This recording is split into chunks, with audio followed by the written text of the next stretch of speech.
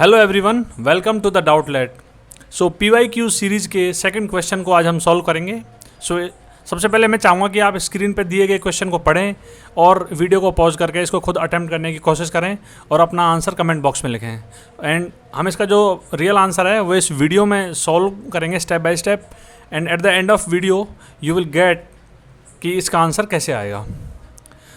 ये एक tricky question है जो कि ISI जो इंडियन स्टैटिस्टिकल इंस्टीट्यूट होता है उसके एक प्रीवियस ईयर क्वेश्चन में, प्रीवियस ईयर के जो पेपर है उसमें था, तो मैंने समझा कि आपके सामने इसको लेके आऊँ।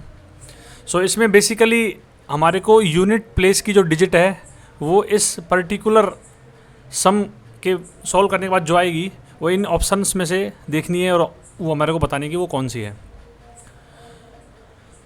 हम ऐसे तो देख के नहीं बता सकते क्योंकि 99 फैक्टोरियल एक बहुत बड़ा नंबर है और उससे पहले 98 है और बड़ी बड़ी फैक्टोरियल्स के नंबर हैं जिनका की जो वैल्यू बहुत बड़ी आती है। तो हम इसमें कुछ लॉजिक बढ़ाने की कोशिश करेंगे। तो सबसे पहले हम जानते हैं 1 फैक्टोरियल की वैल्यू क्या होती है, 1। 2 फैक्टोरियल की वैल्यू क्या होती है, इसको अपन लिख सकते हैं 1 मल्टीप्लाई बाई 2, सो ये इसकी वैल्यू 2 आती है। 3 फैक्टोरियल की वैल्यू अपन जानते हैं कि 1 मल्टीप्लाई बाई 2 मल्टीप्लाई बाई 3, इसकी वैल्यू अपन लिख सकते हैं 6। 4 फैक्टोरियल की वैल्यू हम क्या लिख सकते हैं, 1 multiply by 2 multiply by 3 multiply by 4, so it is 24।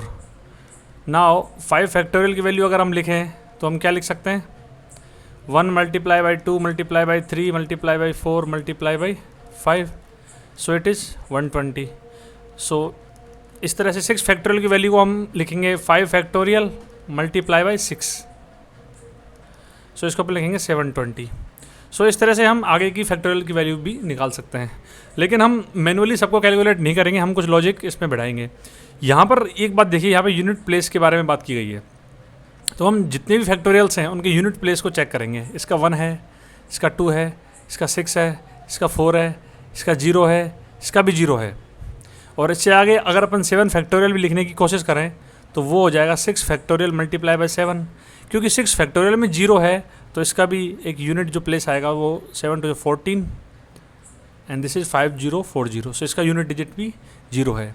अब हम एक चीज़ इसमें नोटिस कर रहे हैं कि 5 से बड़े जितने भी फैक्टोरियल आएंगे उसमें 2 और 5 का मल्टीप्लिकेशन तो आएगा ही आएगा, क्योंकि 6 में भी अपन 5 फैक्टोरियल लिख रहे हैं तो इसका मतलब 5 से पहले जितने भी नंबर हैं उनका मल्टीप्लिकेशन है। 7 में भी 7 से पहले जितने नंबर उनका मल्टीप्लिकेशन है। तो 5 से बड़े जितने भी नंबर हैं उसमें 2 और 5 का मल्टीप्लिकेशन आएगा, और 2 और 5 को जब अपन मल्टीप्लाई करते हैं तो अपने पास आता है 10, और 10 का यूनिट डिजिट क्या होता है, 0। अब इस यूनिट डिजिट को अगर अपन कितनी भी बड़ी नंबर से मल्टीप्लाई करें, चाहे वो 99 मल्टीप्लाई बाई 98 मल्टीप्लाई बाई 95 हो, लेकिन उस पर्टिकुलर फैक्टोरियल में यूनिट डिजिट 0 ही होगा। तो हम यहाँ से ये बात कह सकते हैं कि 5 फैक्टोरियल से इक्वल या उससे बड़े। अपन यहाँ पर लिख सकते हैं यूनिट डिजिट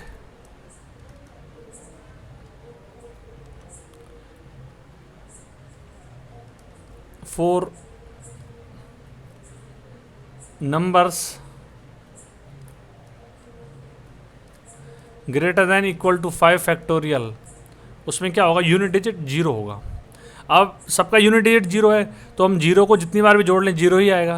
अब बेसिकली जो रोल रह जाएगा, जो 1 से लेकर 4 के फैक्टोरियल के यूनिट डिजिट्स हैं उनको अपन जोड़ लेते हैं, तो ये हो जाएगा 1 + 2 + 6 + 4, और जो बाकी के जितने भी नंबर्स हैं उन सब के यूनिट डिजिट 0 + 0 + 0 रहेगा। तो ये वैल्यू 0 होगी। अगर अपन इनको जोड़ें तो ये हो जाएगा 6, 4, 10, 12, 13। बेसिकली द यूनिट डिजिट इस पूरे सम का जो आएगा वो आएगा 3। Answer is correct. इस हिसाब से हम इस तरह के क्वेश्चंस को ट्रिक से सॉल्व कर सकते हैं। लेंदी प्रोसेस से हम इस क्वेश्चन को with in particular time frame, जो कि एग्जाम टाइम में हमारे को लिमिटेड होता है, उसमें सॉल्व नहीं कर पाएंगे, और हो सकता है कि आप पहली बार इस क्वेश्चन को सॉल्व ना कर पाएँ। मैंने भी देखा था तो मुझे भी काफ़ी दिक्कत हुई थी इसको सॉल्व करने में, लेकिन एक टाइम के बाद थोड़ा सा सोचने के बाद ये कॉन्सेप्ट दिमाग में आ गया था।